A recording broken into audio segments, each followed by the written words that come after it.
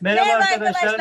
Ben Sükayyoğlu. Ben Furkan Kahyoğlu. Kanalımıza hoş geldiniz. Arkadaşlar bugün sizlerle beraber terasımızı düzenleyeceğiz. Birkaç tane palet aldık. Onları birlikte boyayacağız. Yeri geldiği zaman zımparalayacağız. Burayı çok güzel bir teras haline getirmek istiyoruz. Buna siz de şahit olun istedik. O yüzden hazırsanız başlıyoruz.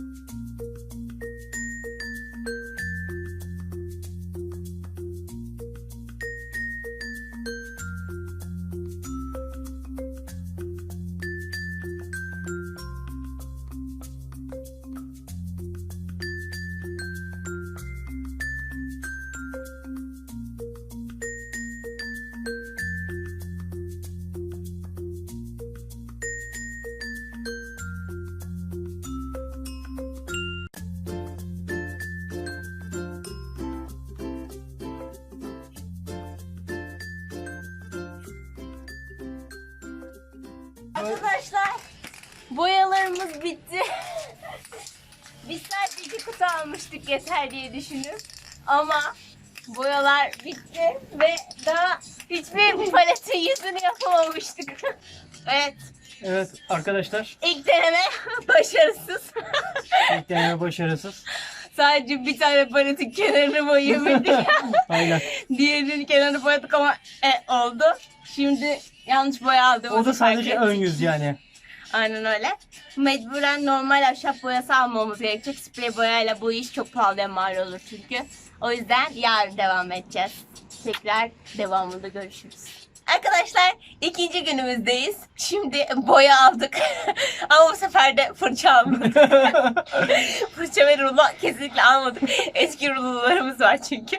Onlarla yapmayı deneyeceğiz. Umarız olur. Hazırsanız başlayalım. Ha burada zımpara da aldık. Öncesinde ben zımpara yapacağım. Furkan da üzerine boyayacak.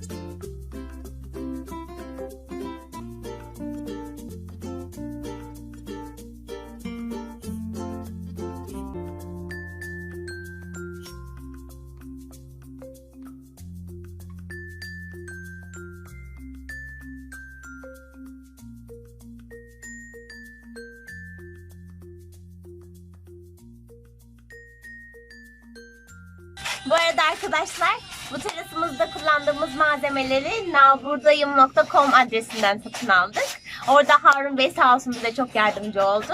Eğer siz de terasınızı, balkonunuzu düzenlemek istiyorsanız oradan alışveriş yapmanızı öneririm. Hem de ertesi gün hemen öğlen olmadan kargo elinize yetişiyor. O yüzden gayet memnun olduğumuz bir alışverişti. Onlara da teşekkür ederiz. Size de alışveriş yapmanızı öneriyoruz mutlaka.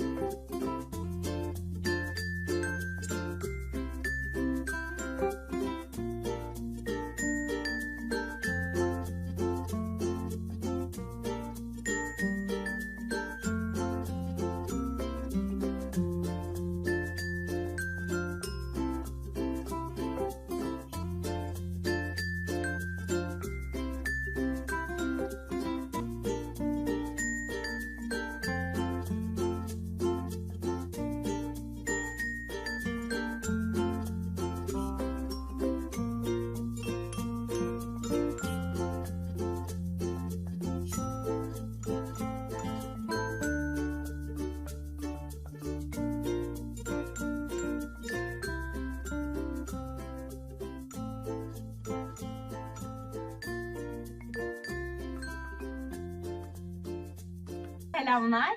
Paletlerimizi boyamamızı tamamladık. Burayı bir temizledik ve şimdi yerleştirme zamanı. Bu şekilde beyaz oldular. Kaslı kollarına göster aşkım. Sadece üstlerini ve yanlarını boyadık arkadaşlar. Alt taraflarını boyamak istemedik. Aynen, bir de oturma yüzeylerini boyadık. Çünkü birazcık daha böyle eskitme tarzı durmasını istediğimiz için böyle bembeyaz bir şey olsun istemedik. Biraz böyle alacalı bulacalı oldu. Eskitme oldu tam. Duvarlarımız da birazcık dirty şeklinde beyaza boyadık. Evet, dirty wall gibi oldu. Kirli halini kalan boyayla boyadık arkadaşlar. Evet, aynen. Dirty wall efekti oldu. Çünkü iç mimar çalıştırıyorum arkadaşlar. Beleş hem de. O dedi ki dirty wall yapalım. Ben de tamam dedim. Şimdi yerleştirme zamanı. Evet. Bunu? Sen bana emir ver. Ben de onu yapayım. Bunları yerleştir. Bunlar nereye abla? Bunlar şuraya. Bu ikisi buraya. Bir karar. Değil, buraya. Bir karar. Ve Küçük, bu küçük küçükler parça buraya. Tamam, küçükler buraya. Bir karar ver abla.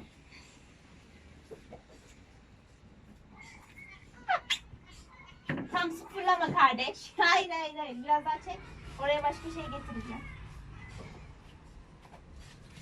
Evet. Biraz daha bu tarafa çek. Çünkü ben saksılığımı koyacağım. Biraz daha çeker misin? Tamam, iyi böyle. Şimdi onun üstüne diğerini koyabilirsin.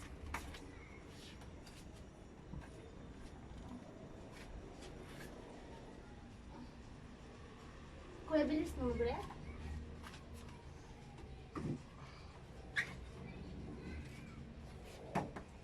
Evet. Şimdi diğerleri yanına lütfen.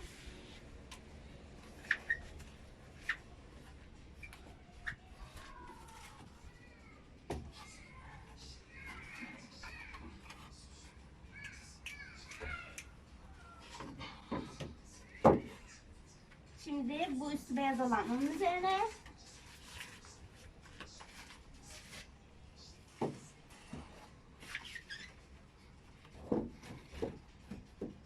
evet, bak onu biraz daha itebilirim ben. Evet. Tamam, sen diğerlerinin yanına koy, ben de bunu değiştireyim.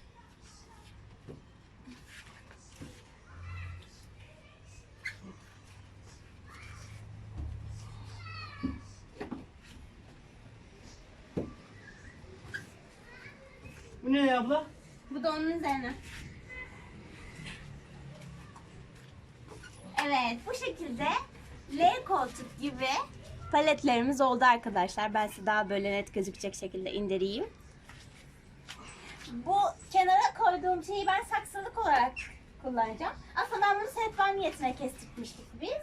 Ama sehpa için hem çok kısa oldu hem de biz başka bir sehpa seçtik. O yüzden bunu saksılık olarak kullanacağız.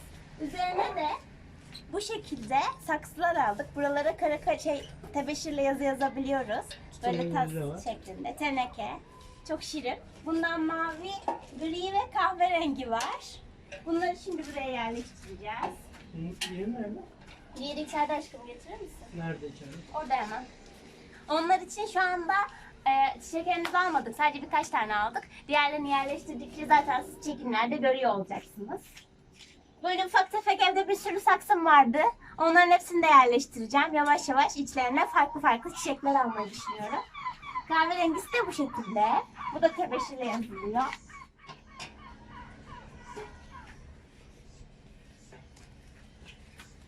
Evet, başka ne istiyorsun benden? Evet, sehpamızı ve şimdi barbekümüzü yerleştireceğiz. Evet, bu şekilde bir sehpamız var. Bu gri metal katlanabilen bir sehpa arkadaşlar. Bence çok efektif. Şu şekilde. Evet. Burası katlanabiliyor. Biz bunu seyahatlerde de kullanmayı düşünüyoruz. Üstüne de tepsisini getiriyorsunuz. Gayet güzel ve hoş duruyor. Yüksekliği de çok iyi ayrıca. Bunu da süsle. Onun dışında bir tane barbekü aldık. Onu yerleştireceğiz. Bu da kapaklı bir barbekü. Evet. Böyle aksesuarlarımız var. Bunları bu köşeye koymayı düşündük. Bu aynı zamanda mumluk. O yüzden içerisine mum koyacağız şöyle. Sonra kaktüs aldım bir tane. Kaktüs aldım arkadaşlar ve kaktüsü aldığım gün yağmurda sırılsıklam oldu. Oysa ki satıcı adam bana dedi ki bunu ıslatmayın. Bir 10 günde bir falan sadece sulayın dedi ama ben alır almaz yağmura maruz kaldığı için kaktüsü ıslandı. Bunları şimdi kendi saksımdan çıkarmamam gerekiyor. Böyle 2 tane de beton saksım var şimdi. Bunları birazcık arkada kullanalım. Ya da şurada üzerinde dursunlar.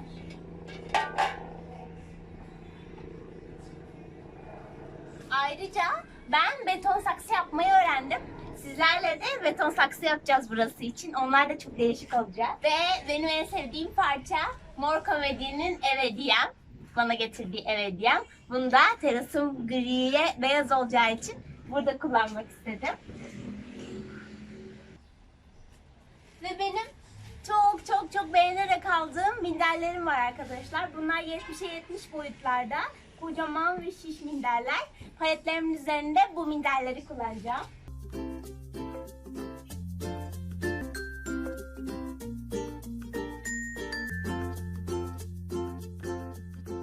Bunları da yapay sarmaşık aldık. Bu yapay sarmaşıkları ya şuranın altında değerlendirmeyi düşündü Furkan. Ya da buraya böyle atarak birden fazla alacağız. Bunu şimdi denemek için aldık. Biz görmek istedik açıkçası. İnternetten sipariş verdik çünkü. Bunu ya da burada bir dekor olarak yapmayı düşünüyoruz. Bakalım, ona karar verdikten sonra bunu da yerleştireceğiz.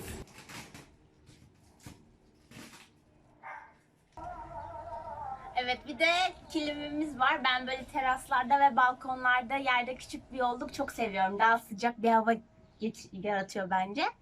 O yüzden bunu da ortaya sereceğiz. Krem rengi tercih ettik.